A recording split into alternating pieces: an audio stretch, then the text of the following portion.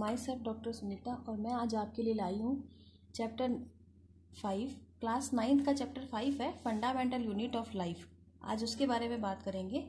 ठीक है, तो इसके बारे में आज स्टार्ट करते हैं। इसमें हम सेल के बारे में और सेल के जो ऑर्गन्स होते हैं उनके बारे में स्टडी करेंगे।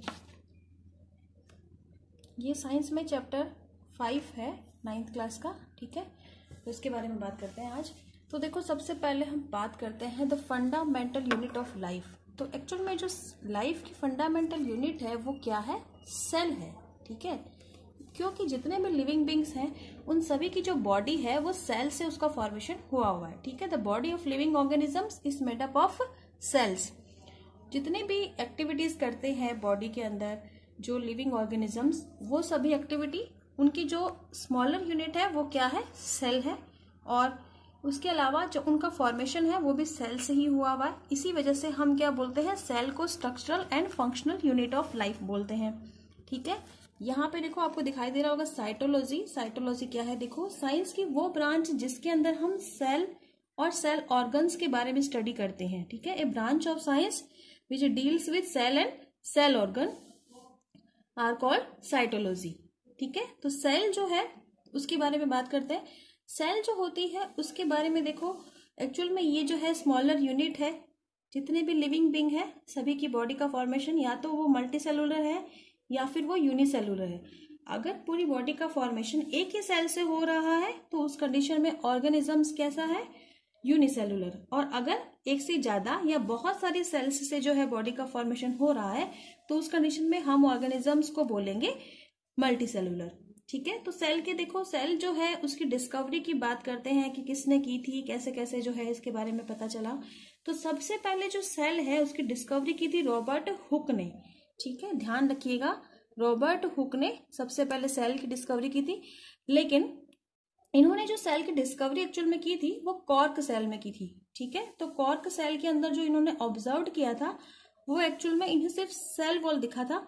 तो वो क्या था एक्चुअल में, और उनका जो माइक्रोस्कोप था वो भी प्रिमिटिव था थोड़ा, तो उस वजह से वो सेल को ठीक से नहीं देख पाए थे। जो सेल उन्होंने देखी थी वो एक्चुअल में एक डेड सेल थी। इसलिए अगर आपको क्वेश्चन ये पूछा जाता है कि सेल को सबसे पहले डिस्कवर किसने किया था, तो रॉबर्ट हुक ने किया था। बट जो रॉबर्ट हुक है उन्होंने जो सेल देखी थी वो कैसी थी? डेड सेल थी। उसके बाद में 1674 में जो ल्यूवेनहॉक थे उन्होंने लिविंग सेल के बारे में, जो पॉन्ड वाटर होता है उसके अंदर उन्होंने लिविंग सेल्स को देखा था, बैक्टीरियल सेल को देखा था उन्होंने। ठीक है, और इन्होंने खुद ने ही माइक्रोस्कोप बनाया था एक, वो थोड़ा सा इम्प्रूव्ड था उससे।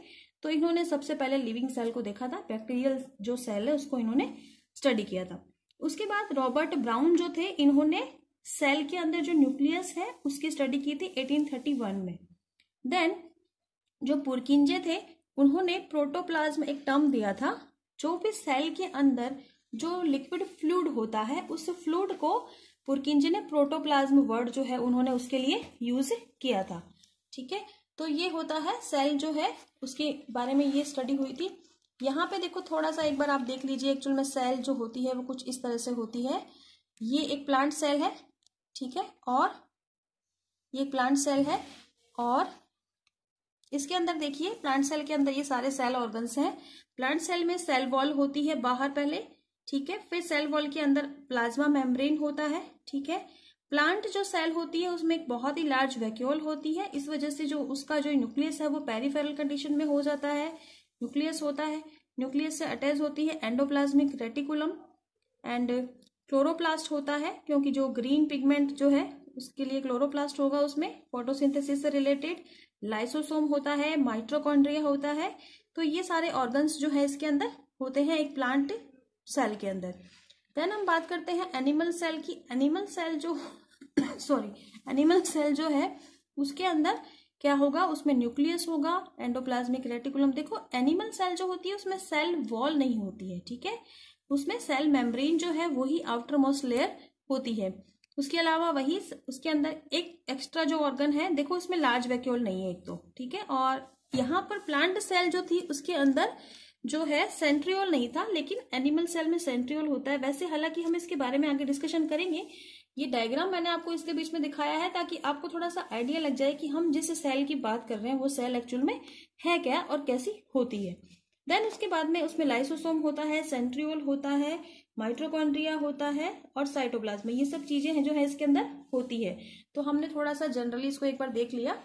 उसके बाद हम बात करते हैं जो सेल है उसके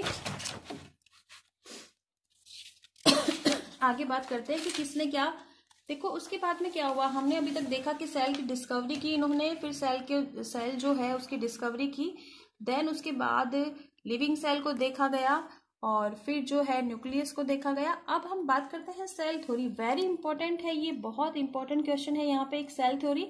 सेल थ्योरी जो है इसको दो साइंटिस्ट थे, जर्मन बायोलॉजिस्ट थे, एक तो थे जर्मन जूलॉजिस्ट थियोडर स्वान और दूसरे थे जर्मन बॉटनिस्ट मिथियोर स्लाइडन। ये दोनों जो थे इन्होंने 1839 में एक थ्योरी दी थी जिसे कहा जाता है सेल थ्योरी। और सेल थ्योरी जो है उसमें क्या कहा गया था कि all the plants and animals are composed of cells and the cell is a basic unit of life. तो इन्होंने सिर्फ इतनी ही बात बताई थी कि जितने भी प्लांट हैं, एनिमल है, मीन्स जो भी लिविंग बींग है, उनकी बॉडी का फॉर्मेशन जो है वो सेल से हुआ है और सेल जो है वो उनकी बेसिक यूनिट है लाइफ की। ठीक है, तो ये बात इन्होंने बताई थी। उसके बाद क्या हुआ कि फर्दर जो रुडोल्फ विर्चो थे इन्होंने इस थ्योरी को एक्सपेंड किया।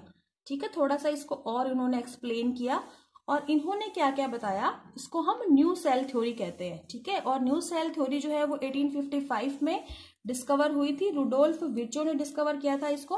और इन्होंने क्या बताया था, इन्होंने बोला था, इन्होंने जो है जो सजेशंस दिए थे, जो 4 जो है cell theory, new cell theory, उसमें क्या बताया गया था, all cells arise from pre existing cells. जो भी सेल्स है वो कहाँ से आती है, खुद से पहले वाली जो सेल है उसके थ्रू वो होती है। दूसरी बात, the body of each living organism is made of one और मेनी सेल्स। जितने भी लिविंग ऑर्गेनिजम्स हैं उनकी बॉडी का फॉर्मेशन सेल से हुआ है या तो वन सेल से। अगर वन सेल से हुआ है तो उसको हम बोलेंगे यूनिसेलुलर ऑर्गेनिजम्स। ठीक है और एग्जाम्पल क्या है इसका, जैसे अमीबा देखो, वन यूनिसेलुलर, ठीक है, वन ही सेल होती है उसके अंदर, पूरी बॉडी का फॉर्मेशन एक ही सेल से होता है। क्लेमाइडोमोनास, ठीक है। और मल्टी सेलुलर जो ऑर्गेनिजम्स होंगे उनकी बॉडी का फॉर्मेशन बहुत सारी सेल से होगा। सेल जो है वो मिलकर टिश्यूज बनाएंगी, टिश्यू जो है वो ऑर्गन्स बनाएंगे, ऑर्गन सिस्टम बनाएगा और उससे बॉडी का फॉर्मेशन होगा। तो ऐसा जो है किसमें होता है, ह्यूमन में, डॉग में, कैट में, इन सब में ऐसा होता है, इसका एग्जाम्पल है। देन उसके बाद देखो सेल जो है वो फंडामेंटल यूनिट है लाइफ प्रोसेस की, और जितनी भी एक्टिविटीज है ऑर्गेनिजम्स की वो सब इनसाइड द सेल, ठीक है, कंडक्ट इनसाइड द सेल, सब की सब जो है वो सेल के अंदर ही होती है। उसके बाद सेल जो है वो हेरिडिटरी यूनिट भी है इसके अंदर, क्योंकि न्यूक्लियस है, न्यूक्लियस के अंदर हेरिडिटरी मटेरियल्स होता है, तो इस वजह से सेल जो है वो हेरिडिटरी यूनिट भी जो है इसकी होती है लाइफ की। ठीक है, उसके बाद हाँ, तो ये 4 जो है ये इन्होंने बातें बताई थी किसमें, न्यू सेल थ्योरी में। ठीक है, ये जो थ्योरी है ये क्या है, न्यू सेल थ्योरी। पुरानी सेल थ्योरी जो थी वो दी थी, एक बार फिर से समझ लीजिए, पुरानी सेल थ्योरी दी थी स्लाइडन एंड स्वान ने 1839 में, और उन्होंने बताया था कि जो भी प्लांट और एनिमल्स हैं उनकी बॉडी का फॉर्मेशन सेल से हुआ है, सेल उनकी बेसिक यूनिट है लाइफ की। फिर जो रुडोल्फ विर्चो थे उन्होंने 1855 में क्या हुआ, न्यू सेल थ्योरी दी। इसी थ्योरी को इन्होंने थोड़ा सा एक्सपेंड किया और ये 4 बातें बताई इन्होंने। ठीक है, उसके बाद जो है क्या हुआ कि इलेक्ट्रॉन माइक्रोस्कोप जो है उसकी जब डिस्कवरी, क्योंकि देखो सेल बहुत ही स्मॉलर यूनिट है तो उसको देख पाना इजीली जो है नहीं है पॉसिबल, तो माइक्रोस्कोप के थ्रू उसको देखा जाता है। तो माइक्रोस्कोप से भी, जब हम कंपाउंड माइक्रोस्कोप से भी देखते हैं तो सेल वॉल की स्ट्रक्चर हमें दिखाई देती है, बाकी कुछ ज्यादा अंदर के ऑर्गन्स दिखाई नहीं देते।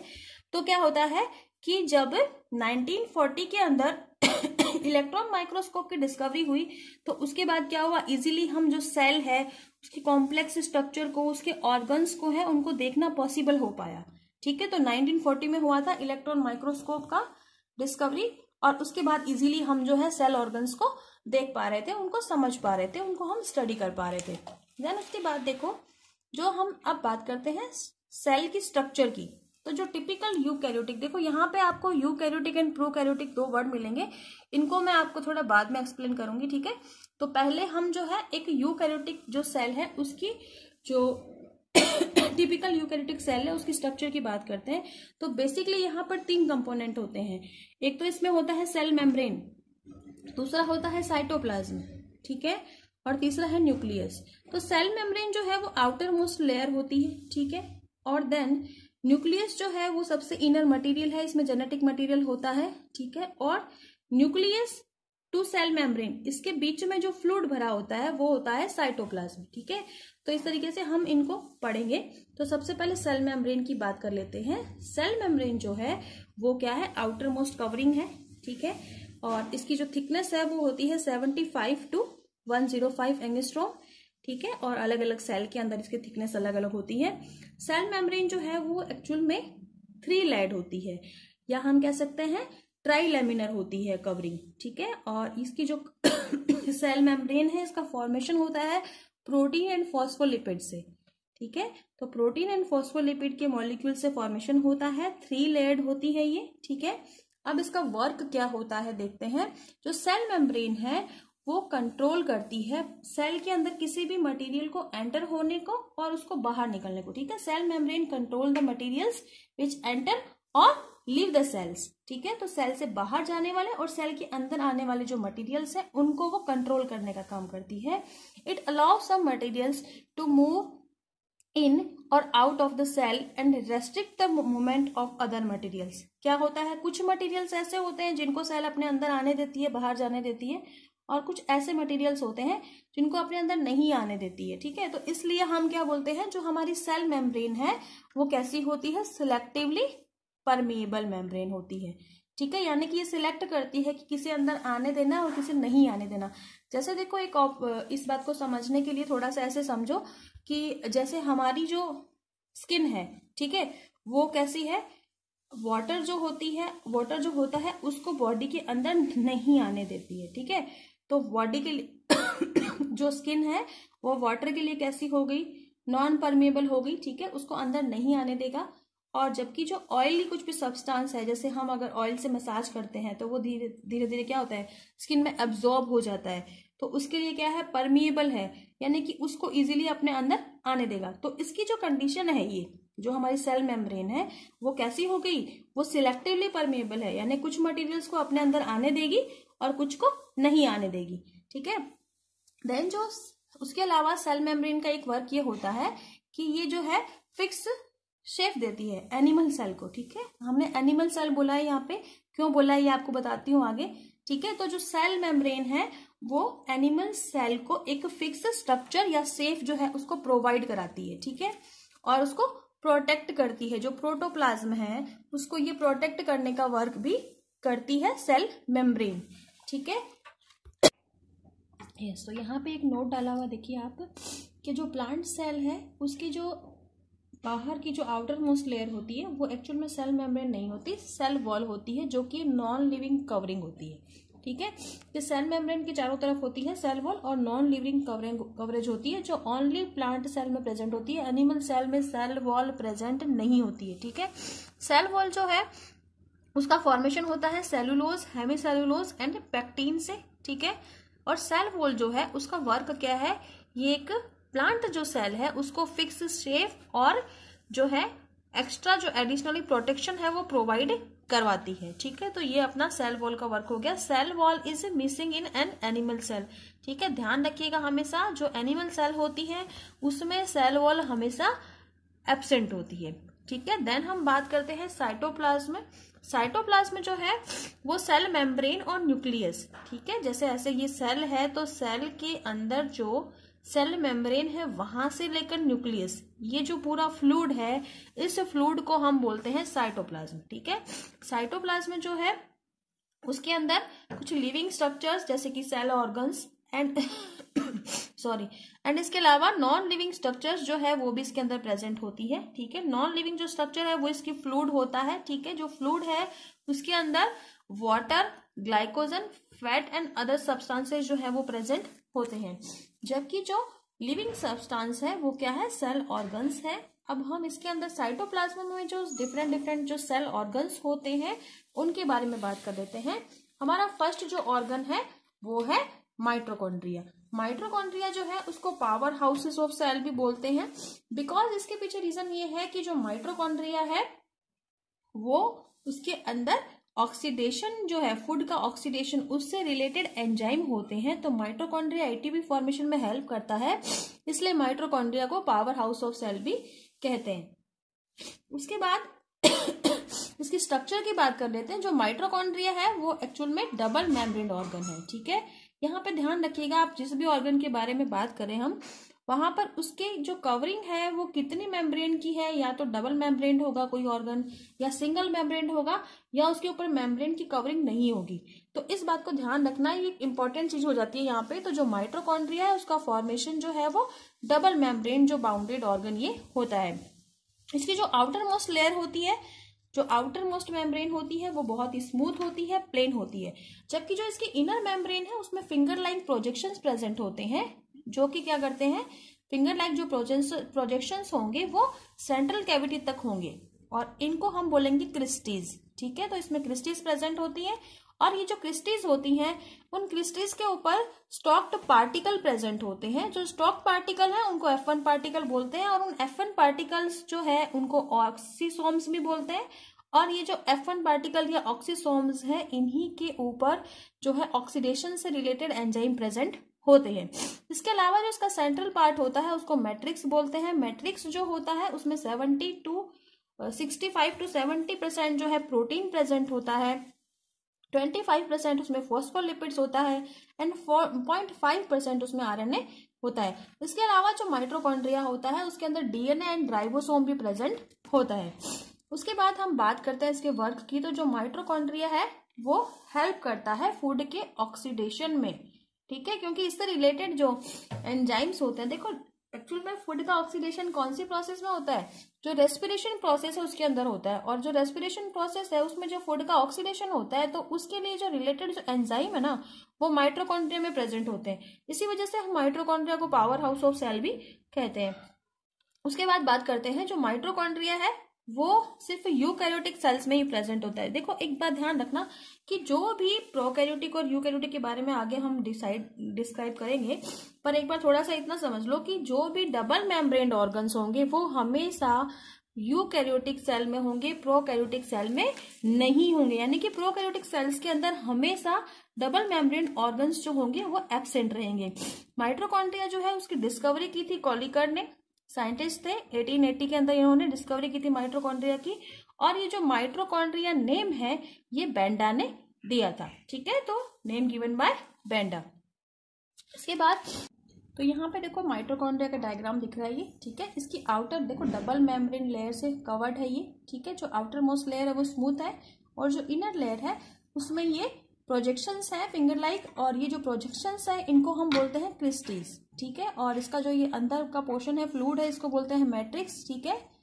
और इसके मैट्रिक्स के ऊपर ये जो है स्टॉक्ड पार्टिकल्स हैं जिनको बोलते हैं F1 पार्टिकल्स या ऑक्सीसोम्स, और इन F1 पार्टिकल्स से ही क्या होता है, ATP का फॉर्मेशन होता है, इसलिए हम इसको पावर हाउस ऑफ सेल भी बोलते हैं, ठीक है। देन माइटोकॉन्ड्रिया के बाद हम बात करते हैं सेकेंड ऑर्गन की, जो क्या है, प्लास्टिड्स। प्लास्टिड्स जो है वो हमेशा सिर्फ प्लांट सेल में प्रेजेंट होते हैं, ठीक है। जो प्लांट सेल होती है उसके अंदर ही होते हैं ये, और डिफरेंट टाइप के होते हैं। जो प्लास्टिड्स होते हैं वो 3 टाइप्स के होते हैं एक्चुअल में, और ये जो है आपस में एक दूसरे में कन्वर्ट भी ये होते रहते हैं। यानी कि क्लोरोप्लास्ट, देखो ये 3 टाइप के होते हैं। क्लोरोप्लास्ट जो है वो ग्रीन पिगमेंट वाला होता है प्लास्टिड, ठीक है।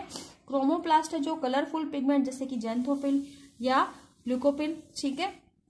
उसके अलावा ल्यूकोप्लास्ट जो है ये कलरलेस पिगमेंट होता है। तो ये 3 टाइप के जो है अलग अलग टाइप के जो प्लास्टिड्स होते हैं, और ये एक दूसरे में कन्वर्ट होते रहते हैं, ठीक है। देन उसके बाद हम बात करते हैं जो क्लोरोप्लास्ट है, इस पे ये क्लोरोप्लास्ट जो है इसकी बात कर लेते हैं। क्लोरोप्लास्ट जो है वो ग्रीन पिगमेंट होता है, और प्लांट सेल जो है उसके अंदर इसका बहुत ही इंपॉर्टेंट रोल होता है, तो इसकी बात करते हैं। क्लोरोप्लास्ट जो है वो क्या होता है, कार्बोहाइड्रेट जो है उसके सिंथेसिस में हेल्प करता है फोटोसिंथेसिस प्रोसेस के अंदर, ठीक है। जब फोटोसिंथेसिस प्रोसेस होती है तो उसके अंदर ये कार्बोहाइड्रेट की फॉर्मेशन में हेल्प करता है। इसकी स्ट्रक्चर कैसी होती है इसकी बात करते हैं। देखो डबल मेम्ब्रेन बाउंडेड ऑर्गन है, यानी कि इसके ऊपर भी डबल मेम्ब्रेन होगी, ठीक है। जो मेम्ब्रेन होगी उसको बोलेंगे आउटर वाली को आउटर, और इनर वाली को इनर मेम्ब्रेन बोलेंगे, ठीक है। जो इसका इनर पोर्शन होता है उसके अंदर जो है इनर मेम्ब्रेन जो होगी उसके अंदर का जो पोर्शन होगा उसको स्ट्रोमा बोलेंगे, ठीक है। और जो स्ट्रोमा है उस स्ट्रोमा के अंदर जो है एक कॉम्प्लेक्स स्ट्रक्चर का फॉर्मेशन होता है जिसको बोलते हैं थाइलेकोइड्स। अब ये जो थाइलेकोइड, जैसे उसमें F1 पार्टिकल थे ना, वैसे इसमें जो थाइलेकोइड्स होते हैं उन्हीं के अंदर क्या होते हैं, एंजाइम होते हैं फोटोसिंथेसिस से रिलेटेड, ठीक है। और थाइलेकोइड्स जो होते हैं वो भी फिर 2 टाइप के होते हैं, ठीक है।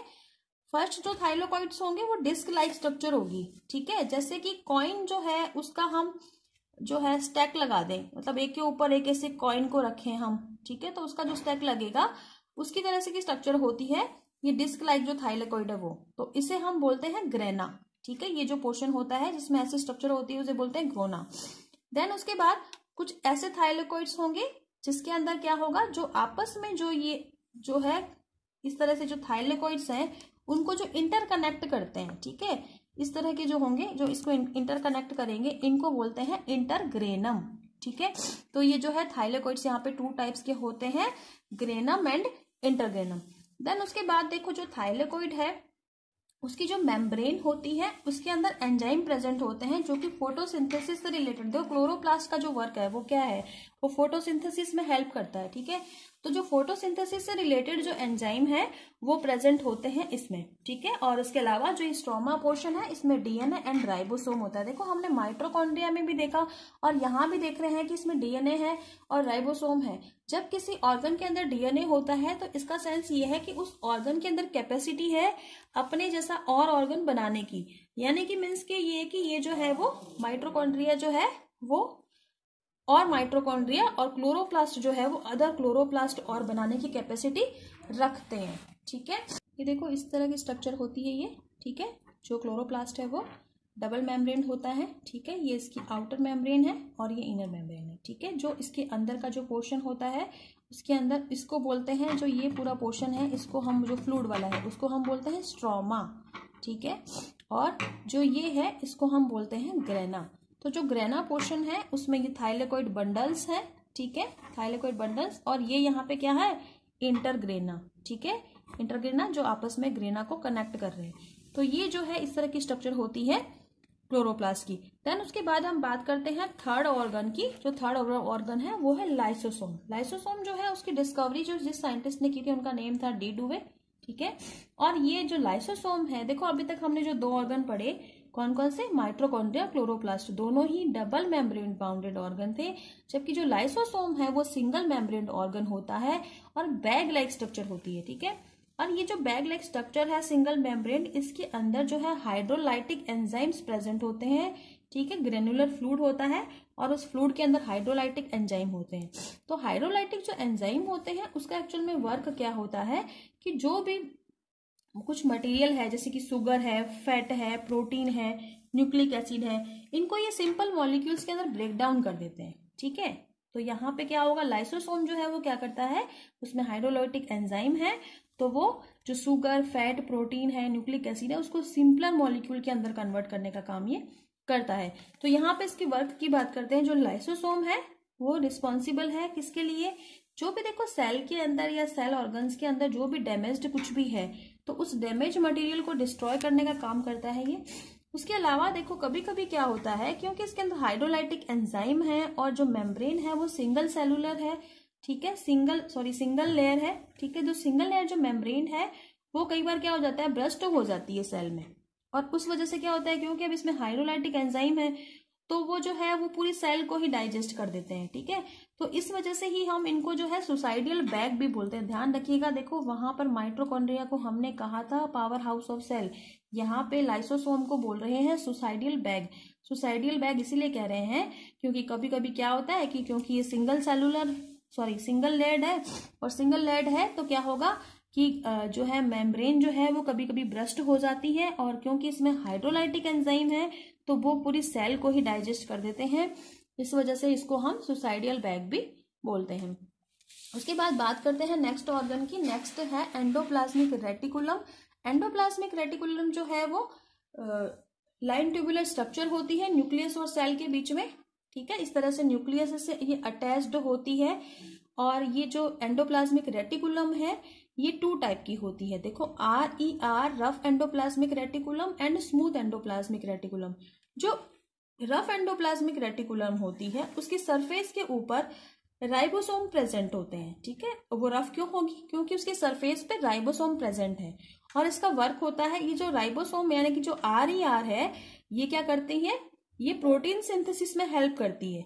ठीक है, जो RER यानी कि रफ एंडोप्लाज्मिक रेटिकुलम है ना, उसका वर्क है प्रोटीन सिंथेसिस में हेल्प करना। जबकि जो स्मूथ एंडोप्लाज्मिक रेटिकुलम है, उसकी सरफेस पे राइबोसोम्स जो होते हैं वो एब्सेंट होते हैं, प्रेजेंट नहीं होते हैं। अब क्योंकि इसकी सरफेस पे राइबोसोम प्रेजेंट नहीं है, तो सरफेस कैसी हो गई, स्मूथ, और इसका वर्क होता है लिपिड फैट इनके सिंथेसिस में हेल्प करना। ठीक है, तो दोनों का अलग अलग वर्क है। उसके बाद में हम बात करते हैं एंडोप्लाज्मिक रेटिकुलम के वर्क की। तो क्योंकि देखो ये एंडोप्लाज्मिक जो रेटिकुलम है ये न्यूक्लियस के साथ में अटैच होती है। ठीक है, तो न्यूक्लियस का जो मटेरियल है यानी कि जो न्यूक्लियोप्लाज्म है वो, और सेल का जो मटेरियल है यानी कि साइटोप्लाज्म है वो, उन दोनों के बीच में ये जो है कनेक्शन जो है उसका करने का काम करती है। तो क्या करती है, इसका वर्क है endoplasmic reticulums serves the function of transportation of material. जो भी मटेरियल है उसका transportation between cytoplasm and nucleus. तो साइटोप्लाज्म में और न्यूक्लियस जो है उसके बीच में किसी भी मटेरियल के ट्रांसपोर्टेशन का काम ये करती है एंडोप्लाज्मिक रेटिकुलम। उसके बाद बात करते हैं नेक्स्ट ऑर्गन की। नेक्स्ट ऑर्गन है हमारा राइबोसोम। राइबोसोम जो है उसकी डिस्कवरी की थी जॉर्ज पैलाडे ने। ठीक है, और ये जो है राइबोसोम जो होते हैं वो या तो साइटोप्लाज्म में फ्रीली प्रेजेंट होते हैं। ठीक है, साइटोप्लाज्म में या तो फ्रीली होंगे, और नहीं तो अभी अभी हमने जो रफ एंडोप्लाज्मिक रेटिकुलम पढ़ी थी उसकी सरफेस पे भी मैंने आपसे बताया कि जो रफ एंडोप्लाज्मिक रेटिकुलम है वो रफ क्यों है, क्योंकि उसके सरफेस पे राइबोसोम प्रेजेंट है। राइबोसोम जो होते हैं, ध्यान रखना, देखो अभी हमने सिंगल मेम्ब्रेन ऑर्गन पढ़े, डबल मेम्ब्रेन ऑर्गन पढ़े। राइबोसोम ऐसा ऑर्गन है जिसके ऊपर कोई मेम्ब्रेन नहीं होती, तो मेम्ब्रेन सराउंडेड इस पे नहीं होती है। Ribosomes are not surrounded by membrane. और ये जो है इसका फॉर्मेशन सिर्फ प्रोटीन और RNA से होता है। ठीक है, this are made of RNA and proteins. तो राइबोसोम का फॉर्मेशन RNA और, तो देखो बच्चों यहाँ पे जो है राइबोसोम जो है वो भी 2 टाइप के होते हैं, या तो 70S टाइप के या 80S टाइप के। ठीक है, इसमें यहाँ पे ये सब यूनिट होती। ठीक है, और जो है 70S जो राइबोसोम्स होंगे वो हमेशा प्रोकैरियोटिक सेल में होते हैं, और जो 80S टाइप के राइबोसोम्स है वो यूकैरियोटिक सेल में प्रेजेंट होते हैं। ठीक है, जो 70S राइबोसोम है उसकी 2 सब यूनिट होती है, एक होती है 30S की और एक होती है 50S की। ठीक है, जबकि जो 80S राइबोसोम्स है उसमें 40 और 60S की 2 यूनिट प्रेजेंट होती है। ठीक है, तो ध्यान रखना, ये यहाँ पे थोड़ा सा कुछ लोगों को कंफ्यूजन होता है, क्योंकि देखो 50 + 30 जो है वो 80 होता है, लेकिन यहाँ पर ये जो है 70S की सब यूनिट है, और जो 60 और 40 है वो होता है 100, जबकि ये 80S टाइप का जो राइबोसोम है ये उसकी सब यूनिट है। तो थोड़ा सा इसको ध्यान में रखिएगा। ठीक है, राइबोसोम का वर्क क्या होता है, देखो प्रोटीन सिंथेसिस है इनका वर्क। जो राइबोसोम है उसका वर्क होता है प्रोटीन सिंथेसिस करना।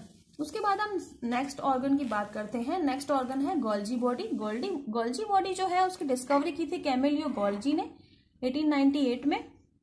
ये जो है न्यूक्लियस के पास फ्लैट जो है वेसिकल्स स्ट्रक्चर्स होती हैं, और 3 टाइप की स्ट्रक्चर हो सकती हैं, या तो वेसिकल्स होंगी, या सिस्टर्नी होगी, या ट्यूब्यूल्स होंगी। ठीक है, तो 3 टाइप की स्ट्रक्चर हो सकती हैं। ठीक है, गोल्जी अपरेटस के अंदर 3 टाइप की स्ट्रक्चर होती हैं। वेसिकल हो सकती है, देखो वेसिकल इस तरह से होगी। ठीक है, सिस्टर्नीज होंगी, और या फिर हो जाएगी ट्यूब्यूल लाइक स्ट्रक्चर। तो 3 टाइप की स्ट्रक्चर्स इसमें होती है। इसका वर्क क्या होता है, ये जो है एक्चुअल में शुगर, प्रोटीन और पेक्टिन के सिक्रेशन का और सिंथेसिस का वर्क करता है। ठीक है, यानी कि प्रोटीन, शुगर और पेक्टिन के सिंथेसिस और सिक्रेशन का वर्क जो है ये गोल्जी अपरेटस करता है। उसके बाद बात करते हैं, यहाँ पे देखो गोल्जी अपरेटस का डायग्राम कुछ ऐसा होता है। ठीक है, इसमें वेसिकल होती है, और वेसिकल्स होती है इस तरह से, और ये ट्यूब्यूल्स है, और ये सिस्टर्नल है। ठीक है, तो 3 टाइप की जो स्ट्रक्चर है उससे फॉर्मेशन होता है ये गोल्जी अपरेटस या गोल्जी बॉडी का। और वर्क क्या है इसका, वर्क है शुगर, प्रोटीन और पेक्टिन का सिंथेसिस और सिक्रेशन करना। उसके बाद नेक्स्ट ऑर्गन की बात करते हैं, सेंट्रोसोम। देखो वेरी इंपॉर्टेंट बात है, ये जो सेंट्रोसोम है ये ओनली एनिमल सेल में प्रेजेंट होता है, प्लांट सेल में ये एब्सेंट होता है। ठीक है, स्टार लाइक स्ट्रक्चर होती है न्यूक्लियस के पास, और जो सेंट्रोसोम है उसमें 2 सेंट्रियोल्स होते हैं। ठीक है, जो सेंट्रोसोम्स है उसके अंदर ऐसे 2 स्टार लाइक स्ट्रक्चर होती है ये, और इसमें 2 सेंट्रियोल्स होते हैं। ठीक है, ये जो सेंट्रियोल्स होंगे ये एक दूसरे के राइट एंगल में होते हैं। ठीक है, और इसकी डिस्कवरी जो है वो वैन बेंडेन ने की थी। जो सेंट्रोसोम है उसकी डिस्कवरी की थी वैन बेंडेन ने। और इसका वर्क होता है, देखो जो एनिमल सेल है सिर्फ उसी में प्रेजेंट होता है, ये प्लांट सेल में होता नहीं है। और जब सेल डिवीजन होता है, जो हम इसके बाद पढ़ेंगे सेल ऑर्गन्स के बाद सेल डिवीजन, तो सेल डिवीजन के ड्यूरेशन में ये स्पिंडल फाइबर का फॉर्मेशन करने का काम करता है एक तो। उसके अलावा जो स्पर्म है उसकी टेल का फॉर्मेशन करता है। जो भी लोक्यूमेटरी ऑर्गन्स होते हैं उनके बेसल पॉइंट, जैसे कि लोक्यूमेटरी ऑर्गन्स जैसे कि फ्लैजिला एंड सीलिया है, उनके ये बेसल पॉइंट का फॉर्मेशन भी करता है। ये जो सीलिया एंड फ्लैजिला है वो एक्चुअल में जो माइक्रोब्स होते हैं ना, जो छोटे ऑर्गेनिजम्स हैं, उनके ये लोक्यूमेटरी ऑर्गन्स होते हैं, ठीक है। तो इनके यहाँ पर बेसल पॉइंट का फॉर्मेशन भी जो है ये सेंट्रोसोम जो है ये करता है। और उसके अलावा स्पिंडल फाइबर का फॉर्मेशन करता है, स्पर्म की टेल का फॉर्मेशन भी ये करता है। नेक्स्ट ऑर्गन है हमारा वैक्यूल। वैक्यूल जो है वो एक बबल लाइक स्ट्रक्चर होती है, ठीक है, बबल लाइक स्ट्रक्चर है और ये साइटोप्लाज्म में प्रेजेंट होती है। अब यहाँ पर जो सेल मेम्ब्रेन, जो वैक्यूल है उसकी जो मेम्ब्रेन होती है उसको बोलते हैं टोनोप्लास्ट, ठीक है। वैक्यूल में देखो सिंगल मेम्ब्रेन ऑर्गन है, ठीक है, और इसकी जो मेम्ब्रेन होगी उसे बोलेंगे टोनोप्लास्ट। और इस वैक्यूल के अंदर जो फ्लूइड भरा रहेगा उसे बोलते हैं सेल शेप। अब ये सेल शेप जो होता है उसके अंदर या तो वाटर हो सकता है या कोई एक्सक्रीटरी सब्सटेंस हो सकता है, ठीक है। और ये जो वैक्यूल है, ये जो है वैक्यूल, इसका वर्क होता है ये सेल की टर्जिडिटी बनाए रखती है, ठीक है, और उसमें वाटर स्टोर करती है। उसके अलावा जो अदर वेस्ट सब्सटेंसेस हैं उनको भी ये अपने अंदर रखती है। और जो प्लांट सेल होती है उसमें लार्ज वैक्यूल होती है, ठीक है। अब क्योंकि देखो जो प्लांट सेल है उसमें लार्ज वैक्यूल होती है, और जो लार्ज वैक्यूल है उसकी वजह से क्या हो जाता है कि क्योंकि वैक्यूल बहुत लार्ज है तो उसका जो न्यूक्लियस है वो भी कैसे चला जाता है, न्यूक्लियस जो है उसका वो भी किनारे पे चला जाता है, पेरिफेरल हो जाता है, ठीक है। क्योंकि बीच का जो पोर्शन है सेंटर पॉइंट वहां पे तो वो लार्ज वैक्यूल हो जाती है, तो न्यूक्लियस जो है वो पेरिफेरल पोजीशन में आ जाता है। तो क्योंकि ये जो ऑर्गन है, ये जो हमने सारे ऑर्गन्स पढ़ लिए, और ये जो ऑर्गन्स है इसके अलावा जो सेल होती है उसके अंदर माइक्रो बॉडीज होती हैं कुछ, और पेरोक्सीसोम्स जो है वो भी प्रेजेंट होते हैं। अब हम बात करते हैं इसके थर्ड पोर्शन की, यानी कि न्यूक्लियस की। हमने जो है सेल मेम्ब्रेन की बात कर ली है, साइटोप्लाज्म की बात कर ली है, अब हम बात करेंगे न्यूक्लियस की। न्यूक्लियस जो है उसकी डिस्कवरी की थी रॉबर्ट ब्राउन ने 1831 में, और ये सेल का बहुत ही इंपॉर्टेंट पार्ट है।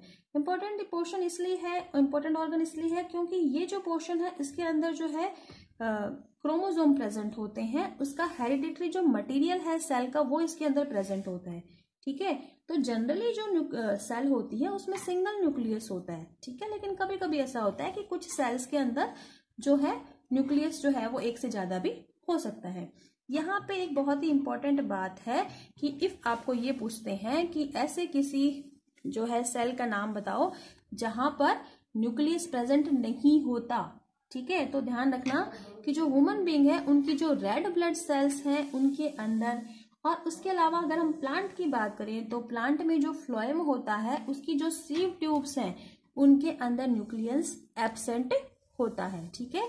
तो किस किस में एब्सेंट होता है, जो ह्यूमन बीइंग है उनकी आरबीसी में, और जो प्लांट होते हैं उनकी फ्लोएम की सीव ट्यूब के अंदर जो है न्यूक्लियस एब्सेंट होता है।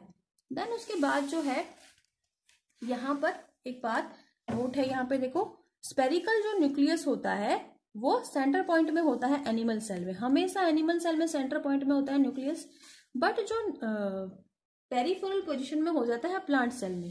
किस वजह से, क्योंकि उसका जो सेंटर पॉइंट है उसमें लार्ज वैक्यूल प्रेजेंट होती है प्लांट सेल में, तो इस वजह से क्या होगा, जो न्यूक्लियस है वो पेरिफेरल हो जाता है। न्यूक्लियस जो है वो डबल मेम्ब्रेन ऑर्गन है, ठीक है, डबल मेम्ब्रेन से सराउंडेड होता है इन यूकैरियोटिक सेल, ठीक है, प्रोकैरियोटिक में डबल मेम्ब्रेन सराउंडेड नहीं होता है। न्यूक्लियर जो मेम्ब्रेन होती है उसमें बहुत छोटे छोटे होल्स होते हैं, ठीक है, उस होल्स की हेल्प से क्या होता है, उनको न्यूक्लियर पोर बोलते हैं, ठीक है। जो न्यूक्लियर पोर होते हैं उनकी हेल्प से क्या होता है, जो भी मटेरियल है उसका ट्रांसफर हो जाता है इजीली साइटोप्लाज्म और न्यूक्लियस के बीच में, ठीक है। देन उसके बाद में जो न्यूक्लियस होता है उसमें एक फ्लूइड फिल होता है, और जो न्यूक्लियस में फ्लूइड है उसे हम बोलते हैं न्यूक्लियोप्लाज्म, ठीक है। जो न्यूक्लियोप्लाज्म है उसमें प्रोटीन होता है, न्यूक्लिक एसिड होता है, और उसके अलावा अदर ऑर्गेनिक सब्सटेंसेस भी उसमें प्रेजेंट होते हैं। उसके अलावा जो न्यूक्लियस है उसमें एक स्पेरिकल स्ट्रक्चर होती है जिसे बोलते हैं न्यूक्लियोलस, ठीक है। और इसके अलावा क्या होगा, उसमें न्यूक्लियस में क्रोमेटिन नेटवर्क्स होंगे, ठीक है, जो थ्रेड लाइक एक स्ट्रक्चर्स होंगी जिनको क्रोमेटिन नेटवर्क्स कहते हैं, जो कि हेरिडिटी से रिलेटेड होते हैं। सेल डिवीजन की ड्यूरेशन में क्या होता है कि जो क्रोमेटिन थ्रेड्स हैं वो थोड़े से कंडेंस हो जाते हैं और थिक हो जाते हैं। उस कंडीशन में उन क्रोमेटिन नेटवर्क्स को ही हम क्या बोलते हैं, क्रोमोसोम्स, ठीक है। और क्रोमोसोम्स क्या है, ये एक हेरिडिटरी मटेरियल है। उसके बाद हम बात करते हैं इसके वर्क की। जो न्यूक्लियस है उसका वर्क क्या होता है, ये सेल के जितने भी ऑर्गन्स हैं उनको कंट्रोल करने का काम करता है। हम न्यूक्लियस को सेल का ब्रेन भी बोल सकते हैं। स्ट्रक्चर देख लीजिए, यहाँ पे न्यूक्लियस की इस तरह की स्ट्रक्चर होती है, डबल मेम्ब्रेन है, इसमें क्रोमेटिन नेटवर्क्स होते हैं, एक बड़ी न्यूक्लियोलस होती है, और जो एंडोप्लाज्मिक रेटिकुलम है वो इससे अटैच्ड रहती है। यहाँ पर न्यूक्लियर पोर होते हैं मेम्ब्रेन के बीच बीच में, ठीक है। और इसमें जो फ्लूइड होता है इसे बोलते हैं न्यूक्लियोप्लाज्म। तो यहाँ पे जो है आज की क्लास में हमने जो सेल के जितने भी ऑर्गन्स होते हैं और उसकी जो स्ट्रक्चर होती है उसके बारे में स्टडी की।